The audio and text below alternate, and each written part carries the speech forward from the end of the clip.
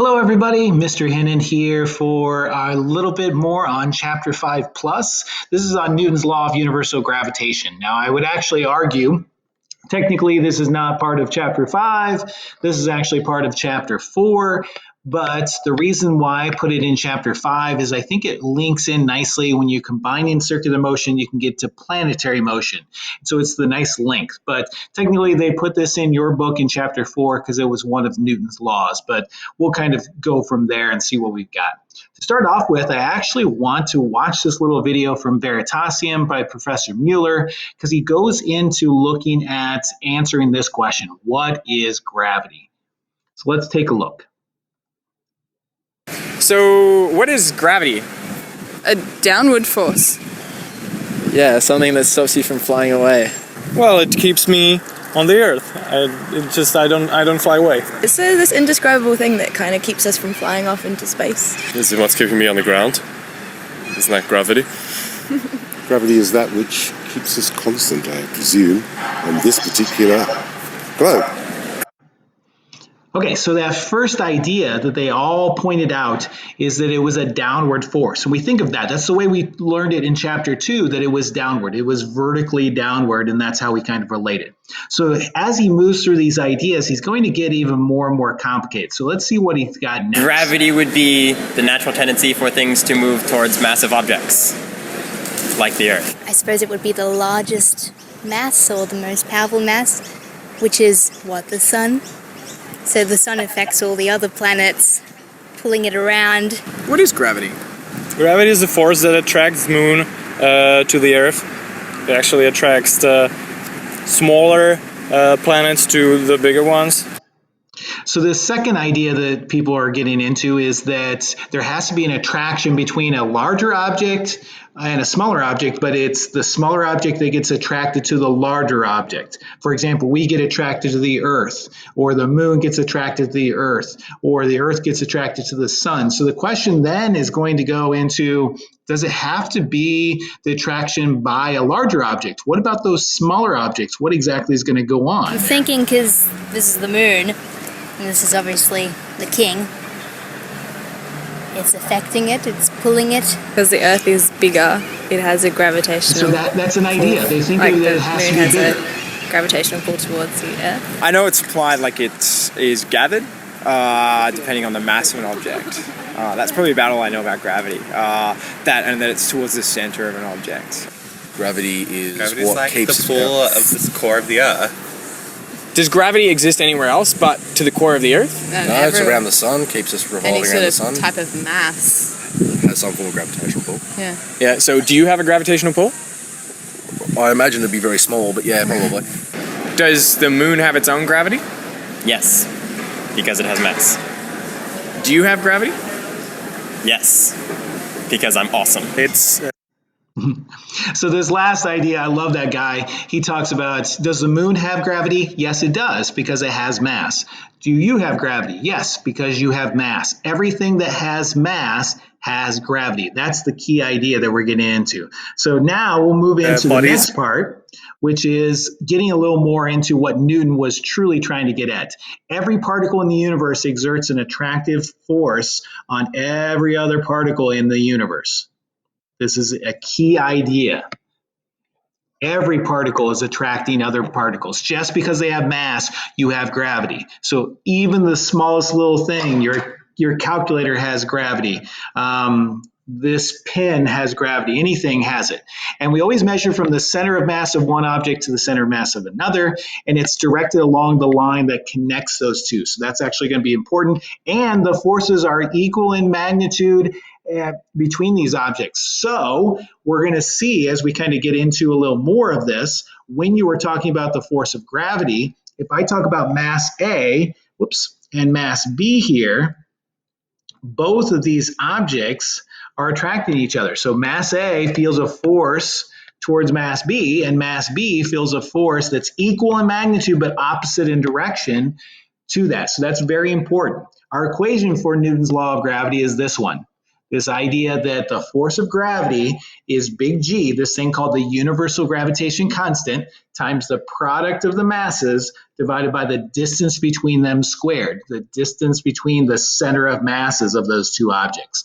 This big G is just a constant. It's the 6.67 times 10 to the negative 11, and it was not actually developed by Isaac Newton. It was another scientist by the name of Henry Cavendish, very rich scientist who actually was very good at measuring things. He was a very good experimentalist, and he came up with this value. What he did is he actually used it to eventually figure out the mass of the Earth. We had some kind of quandaries going on what the mass of the Earth was.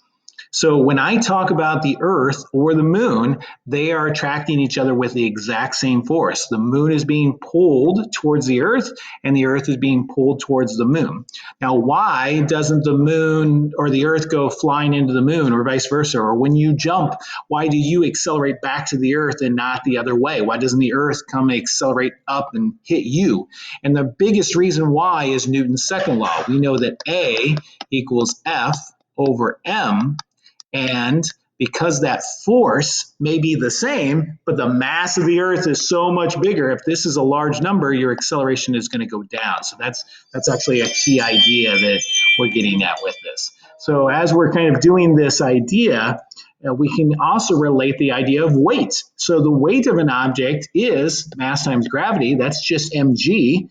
But the weight should also be the force of gravity. So I should be able to use this big equation for it, and I can set them equal to each other. If I do that, what you'll notice is the mass of the object cancels from the equation. So the mass of this little object up here that's above the Earth, it's irrelevant. What is relevant, and this is why the acceleration of gravity is the same everywhere around the Earth, is because if you were finding the acceleration of gravity here on Earth, little g, you would use the mass of the Earth and the radius of the Earth. You'd be standing here on the surface of the Earth, and you are this distance away. You are a radius away from the center, or your center is basically that.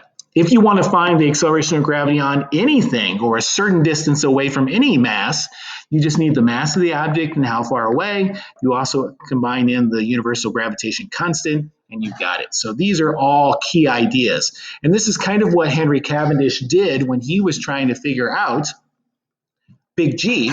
He knew the acceleration of gravity over here was 9.8 meters per second squared.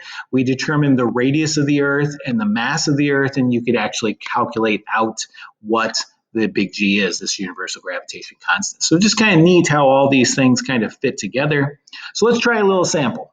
Let's say that you wanted to figure out, you've got this little astronaut up here in space, and they are at the International Space Station. Maybe they're on a spacewalk or whatever, and they are a certain distance away, or even the International Space Station itself, and it's about 350 kilometers above the surface of the Earth. So this is 350 kilometers. Now, physics alarm went off. I don't like to use kilometers, so I'm going to make this 350,000 meters. So that's how far from the surface of the Earth they are. I would like to know, what is the acceleration of gravity up here? What is AG? Is it still 9.8? Is it 0? Because a lot of people say that out in outer space there is no gravity. Gravity is 0. Is it something a little bit less or a lot less? How much does it affect it? Well, the equation I'm going to be using is this one. The acceleration of gravity is going to be big G, so that's just going to be a constant. I'm going to use the mass of the Earth. And so I'm going to use the value we had earlier. The mass of the Earth earlier was 5.98 times 10 to the 24th kilograms. And then I divide by how far away the center of mass of one object is to the center of mass of the other. So I actually want to measure from the center of mass of the Earth to the center of mass of the satellite, or the center of mass of the person. So it's not just how far from the surface they are, it would actually be the entire radius of their orbit. So it's going to be, this is going to be distance. So what I have to combine in is the radius of the Earth, which from the previous problem was 6.38 times 10 to the 6 meters, which is 6,300,000 180,000 meters. So what I have to do is actually add these two numbers together to figure out what d is. So d, my distance here, is going to be, if I combine these together, it looks like it's going to be 673,000. So that's going to be how far away from the center you are. So it's kind of amazing that even though you're 350 kilometers above the surface, compared to the radius of the Earth, you're just a small little tidbit above. So you're not changing this radius very much. Let's plug all of our numbers in. 6.67 times 10 to the negative 11. Mass of the Earth, the 5.98 times 10 to the 24th. And we want kilograms, and then on the bottom, we'll put in this 673,000. That's going to be squared. And when you calculate the acceleration of gravity at the point where the International Space Station is, you will get 8.81 meters per second squared. 8.81 meters per second, which is basically about you've only lost a tenth, 10% of what you had here on Earth. So if you weighed 100 pounds here on Earth, you'd weigh 90 pounds at that particular point. So you have not eliminated gravity. You still have 90% of gravity at that point. You have minimized it a little bit, but you still have to go quite a bit farther away before you're going to eliminate the acceleration of gravity. We're going to play around with this and how gravity affects the orbits of the things like the International Space Station or the planets as we move into Kepler's laws. Also, this concept of weightlessness, what exactly is it? So I hope you enjoyed this video on gravity.